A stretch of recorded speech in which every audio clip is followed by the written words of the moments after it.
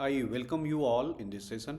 आज हम लोग 71st बीपीएससी प्रीलिम्स का जो रिजल्ट आया है उसके बाद कैसे तैयारी किया जाए मेंस का, उसके बारे में चर्चा करेंगे।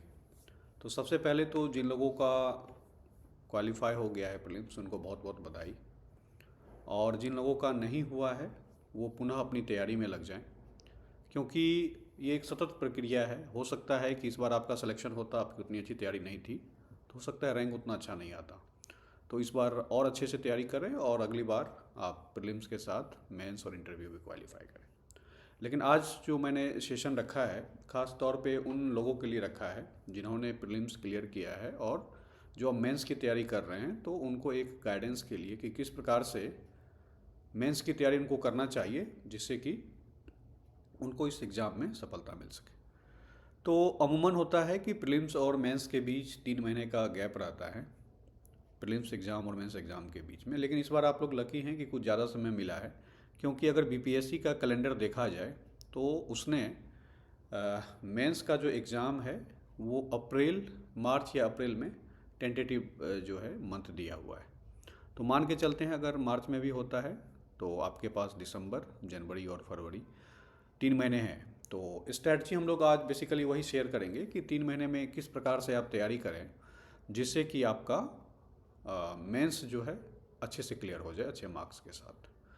तो बेसिकली जो मैंने स्ट्रेटजी अपनाया था उसी के बारे में मैं चर्चा करूँगा कि मैंने किस प्रकार से इसमें तैयारी की थी और हमें किस प्रकार से सफलता मिली थी।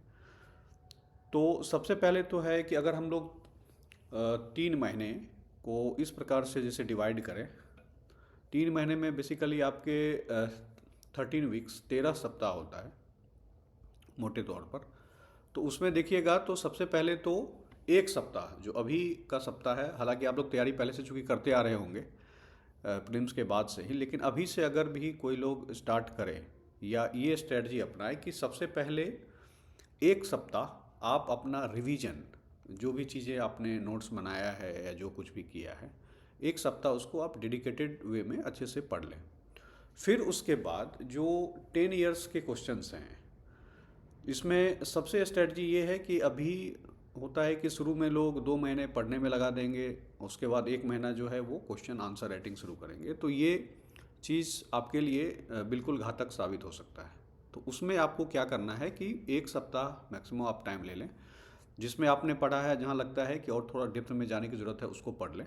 लेकिन उसके बाद जो पिछले 10 इयर्स का क्वेश्चंस है मेंस का, सेक्शन वाइज, यानी कि GS1 का 3 सेक्शन है, GS2 का भी 3 सेक्शन है, सेक्शन वाइज उसको पिछले 10 इयर्स का क्वेश्चंस को आप अपने हैंड रिटेन हाथ से जो है उसको लिखें रिवर्स ऑर्डर में। यानी कि अगर 71st बीपीएससी इस बार दे रहे हैं तो 78th बीपीएससी, 70वीं बीपीएससी से लेके 60-62 तक रिवर्स ऑर्डर में प्रत्येक सब्जेक्ट का आप अपने हाथ से आंसर क्वेश्चन पहले लिखिए उसका।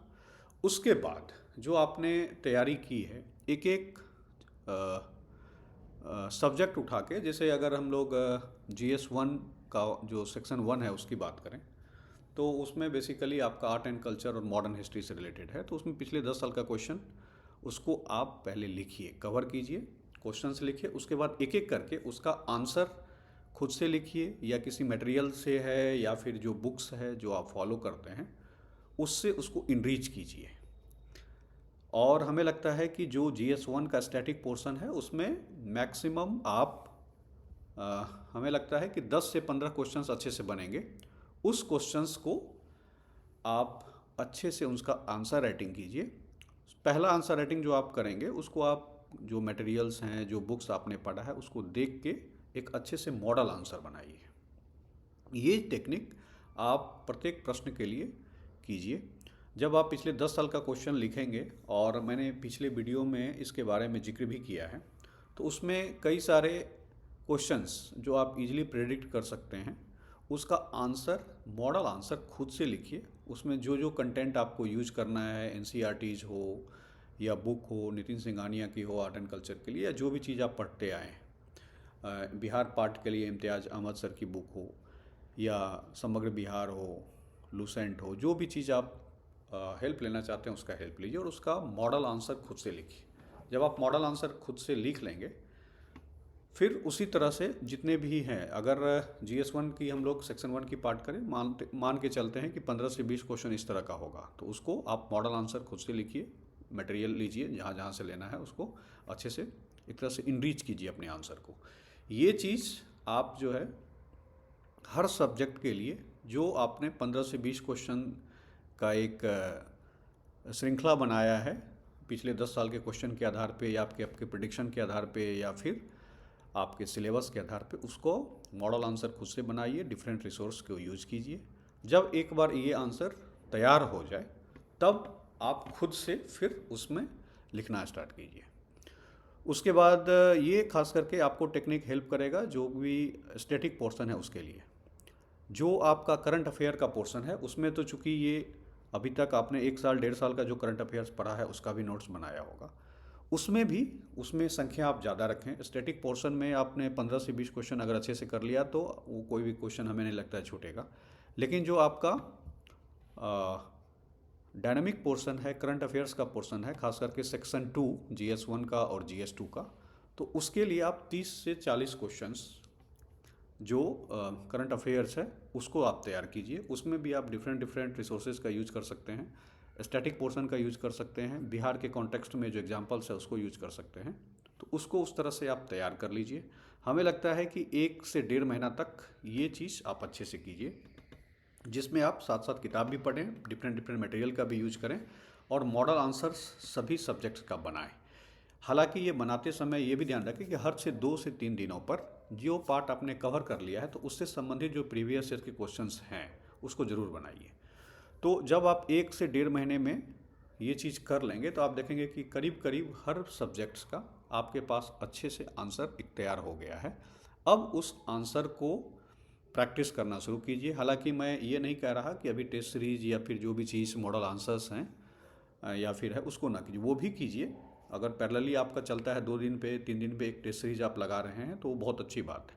लेकिन जब आपके पास इस तरह से एक मॉडल आंसर तैयार हो जाएगा तो आपके लिए काफ़ी ये आसानी हो जाएगी कि कोई भी क्वेश्चंस किसी भी पार्ट से आएगा तो वो आप इजीली कर पाएंगे। दिक्कत कहाँ आती है हम लोग आगे भी दूसरे वीडियोज़ में बात करेंगे। 2-3 चीज़ें काफ़ी इशू आती हैं। एक तो जो मैथ्स का पार्ट होता है सेक्शन 3 GS1 का, उसमें चूँकि लेंथी होता है, एक प्रश्न में 5-5 प्रश्न होते हैं छोटे छोटे पार्ट में, तो वो टाइम मैनेजमेंट ना होने के कारण छूट जाता है। तो ये गलती ना करें। ये गलती करने पे दिक्कत ये हो जाती है कि आपको आता होगा फिर भी आप आंसर नहीं कर पाएंगे। टाइम मैनेजमेंट प्रत्येक पार्ट के लिए ज़रूरी है। कम समय में जो है किस प्रकार से सभी चीज़ों को कवर करते हुए आंसर लिख लें, इसका प्रैक्टिस लगातार करते रहें। हर 2 से 3 दिनों पर एक टेस्ट सीरीज जो है एक सब्जेक्ट का ज़रूर उसको लगाइए। लेकिन जो रिवर्स इंजीनियरिंग करके जो मैंने बताया कि हर सब्जेक्ट का जो है पिछले 10 ईयर्स के आधार पे प्लस सिलेबस के आधार पे 15 से 20 क्वेश्चन स्टैटिक पार्ट वाला जो पार्ट है स्टैटिक पोर्शन उसका, और डायनामिक के लिए 35 से 40 क्वेश्चंस वो उसका बना के मॉडल आंसर करके उसका प्रैक्टिस जम के कीजिए विद इन टाइम। तो ये आपके लिए काफ़ी बेनिफिशियल होगा। हम लोग आगे भी दूसरे वीडियो में और भी जिक्र करेंगे दूसरे एस्पेक्ट के बारे में, लेकिन तब तक इसका आप लोग प्रैक्टिस करें। जल्द मिलते हैं। धन्यवाद।